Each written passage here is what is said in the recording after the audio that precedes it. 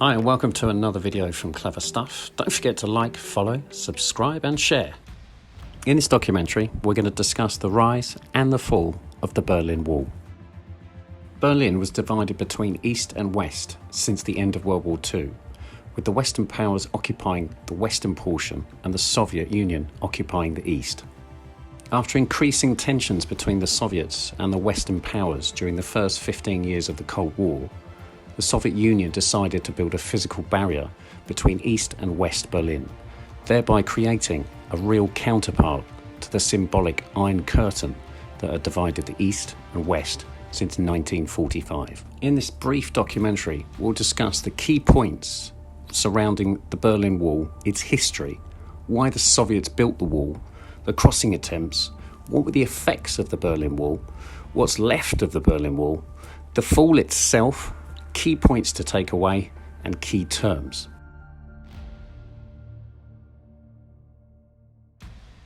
The Berlin Wall history. On August 13th, 1961, the communist government of the German Democratic Republic, GDR, began to build a barbed wire and concrete between East and West Berlin. Why was there a Berlin Wall? The Eastern Bloc claimed that the wall was erected to protect its population from the fascist elements conspiring to prevent the will of the people in building a socialist state in East Germany. In practice, the wall prevented the massive immigration and defection that had marked East Germany and the communist Eastern Bloc during the post-World War II period. The Berlin Wall was officially referred to as the anti-fascist protective wall by the GDR authorities, implying that the NATO countries, and West Germany in particular, were considered fascists by the GDR propaganda. The West Berlin city government sometimes referred to it as the Wall of Shame, a coin termed by Mayor Willy Brandt, while condemning the wall's restriction on freedom of movement. As World War II came to an end in 1945, a pair of Allied peace conferences at Yalta and Potsdam determined the fate of Germany's territories. They split the defeated nation into 4 Allied occupation zones. The eastern part of the country went to the Soviet Union, while the western part went to the United States, Great Britain, and eventually France. Why did the Soviets build a wall? In the years between 1949 and 1961, about 2.5 million East Germans had fled from East to West Germany, including steadily increasing numbers of skilled workers, professionals, and intellectuals. Their loss threatened to destroy the economic viability of the East German state. In response, East Germany built a barrier to close off East Germans' access to West Berlin, and hence West Germany. That barrier, the Berlin Wall, was first erected on the night of August 12th and 13th, 1961, as the result of a decree passed on August 12th by the East German Volkskammer, People's Chamber.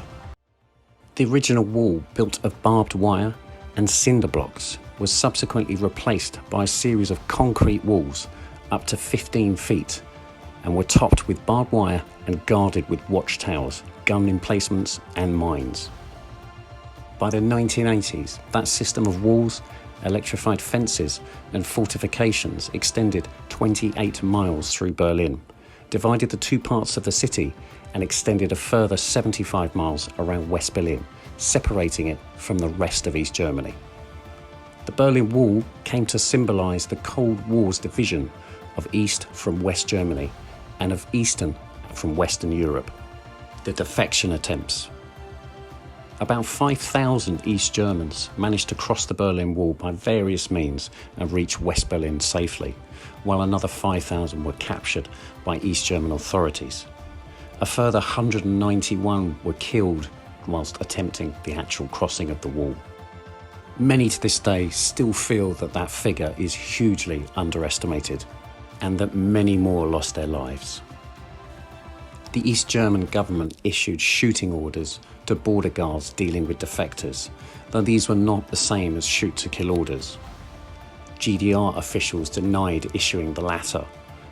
In an October 1973 order, later discovered by researchers, guards were instructed that people attempting to cross the wall were criminals and needed to be shot.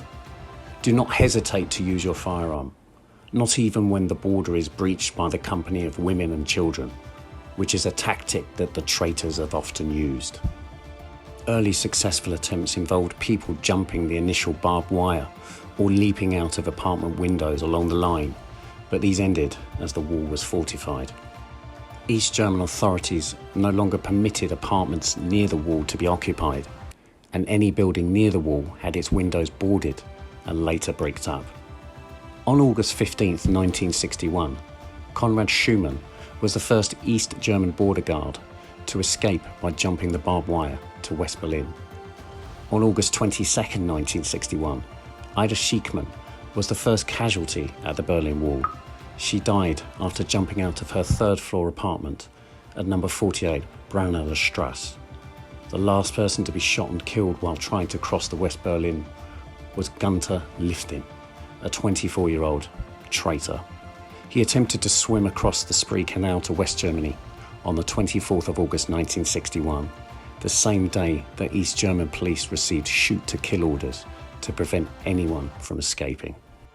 East Germans successfully defected by a variety of methods: digging long tunnels under the wall, waiting for favourable winds and taking a hot air balloon, sliding along aerial wires, flying ultralights, and in one instance simply driving a sports car at full speed through the basic initial fortifications.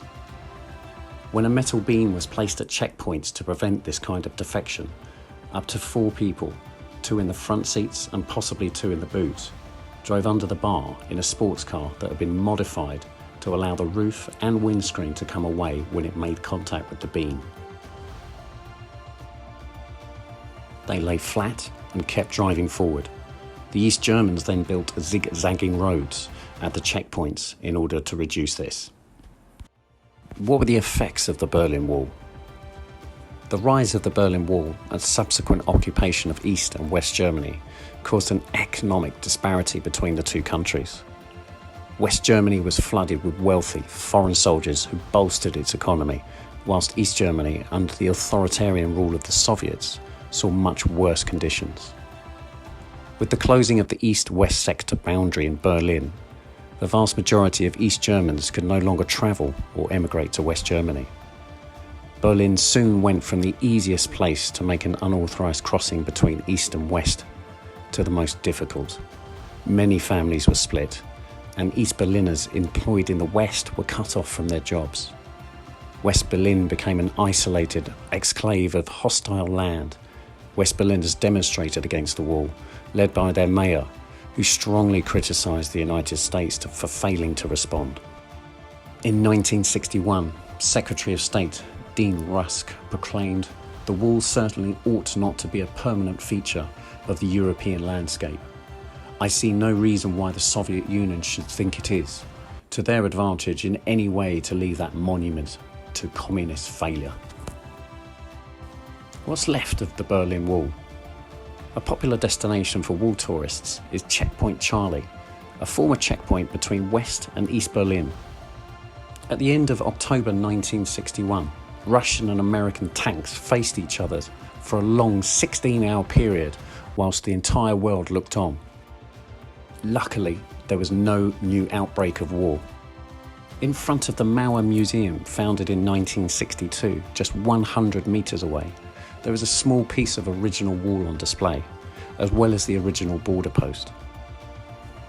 How and when did the Berlin Wall come down? On June 12, 1987, more than 25 years after the Berlin Wall first divided the cities east and west, US President Ronald Reagan gave a famous speech in front of the Brandenburg Gate in Berlin, challenging his Soviet counterpart, Mikhail Gorbachev, by declaring, "Mr. Gorbachev, tear down this wall." Only a few years later on November the 9th, 1989, it was not Mr. Gorbachev, but the German people who finally tore the barrier. Amid that atmosphere of reform, on the evening of the 9th of November 1989, an East German government official made a surprising announcement at a press conference. "Permanent relocations," he said, can be done through all border checkpoints between the GDR into the FRG, or West Berlin. This news was set out as an incremental change in policy, but after reporter Ricardo Erchmann asked when the regulations would take effect, he replied, "As far as I know, it takes effect immediately, without delay." The press conference was the lead story on West Germany's two main news programmes that night at 7 and 8 p.m, with the takeaway being that the wall, while it still stood, was no longer the firm dividing line it had long been. By 11 p.m, Harold Jaeger let the guards open the checkpoints, allowing people to pass with their identities not checked. Over that weekend, more than 2 million people from East Berlin visited West Berlin to participate in the mass celebration. On October the 3rd, 1990, 11 months after the fall of the Berlin Wall, East and West Germany became one state again.